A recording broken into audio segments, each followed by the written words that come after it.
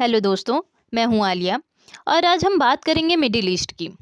Middle east एक ऐसी जगह जहां शांति सिर्फ न्यूज़ हेडलाइंस बनती है, रियलिटी नहीं। हर कुछ साल बाद गाज़ा जलता है, इसराइल में अटैक्स होते हैं, ईरान में वार्निंग आती है, अमेरिका स्टेटमेंट देता है और दुनिया पूछती है यहाँ कब शांति होगी। सच ये है, मिडिल ईस्ट को शांति के लिए बनाया ही नहीं गया है। ये कॉन्फ्लिक्ट नेचुरल नहीं है, ये इनहेरिटेड है। चलिए जानते हैं शुरुआत से। इस कहानी की शुरुआत गाज़ा में नहीं, लंदन में हुई थी। वर्ल्ड वॉर 1 के टाइम ब्रिटेन ने अरब से कहा ऑटोमन एम्पायर के खिलाफ लड़ो, लैंड तुम्हारा होगा, और जुइस से कहा पैलेस्तीन में तुम्हारा होमलैंड होगा। एक ही ज़मीन दो लोगों को प्रॉमिस की गई और इंटेंशन किसी को भी देना नहीं था। बाल्फोर डिक्लेरेशन 1917 मिडिल ईस्ट का सबसे बड़ा प्रॉब्लम रीजन नहीं, डबल प्रॉमिस है। 1948 में इसराइल बना, जूस के लिए सर्वाइवल, पैलेस्तीन के लिए नकबा यानी कैस्टोरोफ। 7 लाख से ज़्यादा पैलेस्तीन डिस्प्लेस्ड, रिफ्यूजी कैंप बन गए गाज़ा, वेस्ट बैंक के। जिस दिन इसराइल बना उस दिन से मिडिल ईस्ट में वॉर डिफ़ॉल्ट बन के रह गया। 1967, 1973 वॉर्स, बॉर्डर चेंज, ट्रस्ट कभी बिल्ड नहीं हुआ। इसराइल को सिक्योरिटी चाहिए थी, पैलेस्तीन को एग्जिस्टेंस। फिर 79 आता है, ईरानियन रेवोल्यूशन। ईरान यूएस का एलाई से सबसे बड़ा दुश्मन कैसे बन गया? ईरान के लिए इसराइल सिर्फ कंट्री नहीं, वेस्टर्न कंट्रोल का सिंबल है।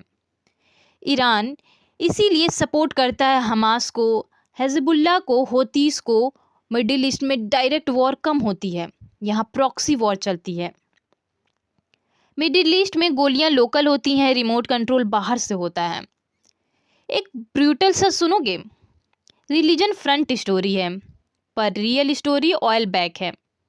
एंड गेम है, मिडिल ईस्ट वर्ल्ड का सबसे बड़ा ऑयल रिजर्व है। Oil is equal to economy plus power plus politics. जिस दिन मिडिल ईस्ट पीसफुल हो गया उस दिन ग्लोबल पावर इक्वेशन हिल जाएगा। पीस यहाँ प्रॉब्लम है, इनस्टेबिलिटी सॉल्यूशन।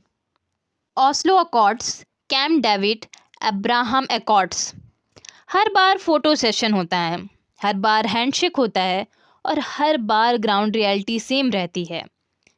यूएसए चाहता है कंट्रोल, ईरान चाहता है रेजिस्टेंस, अरब रिजीम्स चाहता है स्टेबिलिटी, इसराइल चाहता है सिक्योरिटी, और फ़लस्तीन वो एजेंडा में होते हैं, डिसीजन में नहीं।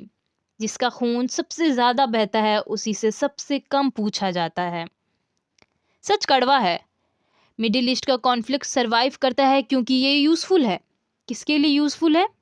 वेस्ट के लिए, आर्म्स इंडस्ट्री के लिए, पॉलिटिक्स के लिए, पॉलिटिशियंस के लिए, ग्लोबल पावर के लिए। अगर पीस आ गया तो बहुत लोग इररेलेवेंट हो जाएंगे।